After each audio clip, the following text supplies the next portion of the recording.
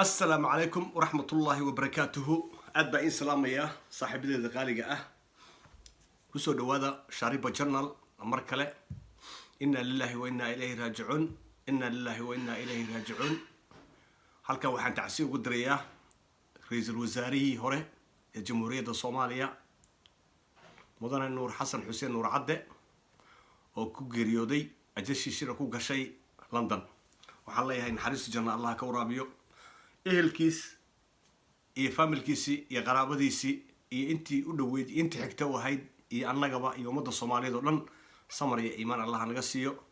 kullu nafsan daqiiqatan maut qof walba way sugaysaa. qof uu samlaka mood uu deenayna uu cafinayna ma jiro. aakhira waxa ninba hadda kor wuxuu yiri waxa la yiraahdaa iga sii hormar waa ka daba imaanaya. waa adoo ku yiraahdo qof iga sii hormar magaalada ama centerka magaalada waa ka sii daba imaanaya. mar kullu waa dhimanayna ilaahay naxariisna ka waraabiyo tacsiib halkan ugu soo gudbinaya.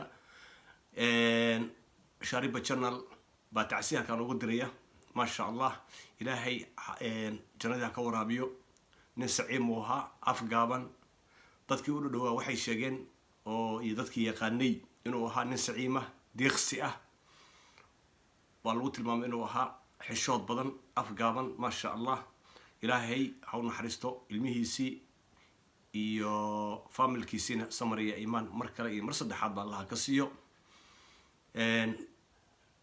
ra'iisul wasaarihii hore Soomaaliyeed buu ahaa booliska u soo shaqeeyay dawladda dhexe Maxamed Siyaad Barre xilligeedii shaqooyin badan buu soo qabtay.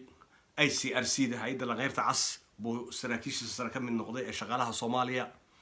marka Nuur Cadde waa nin aad iyo aad u soo shaqeeyay hawlo badan soo qabtay qarankaana wax badan u soo shaqeeyay samafal ahaan iyo mas'uuliyad kale ahaanba iyo xil siyaasadeedba.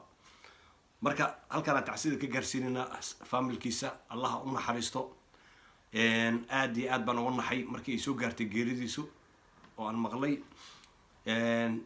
isbitaalka London buu ku geeriyooday. marka hore waxa ku dhacay cudurkan xun ilaahay geesa naga marsiiyay coronavirus asagoo ka soo caafimaaday baati ilaahay u timid marka jasha meesha ku qornayd iyo waqtiga ayaa inta ku ekaa. tacsiidaas baan gaarsiinaya familka iyo qoyska iyo ehelada iyo Soomaaliya oo dhan kulligan samar iyo iimaan Allah naga siiyo. wassalaamu calaykum waraxmatullaahi wabarakaatuh. aad baan salaamaya asxaabta.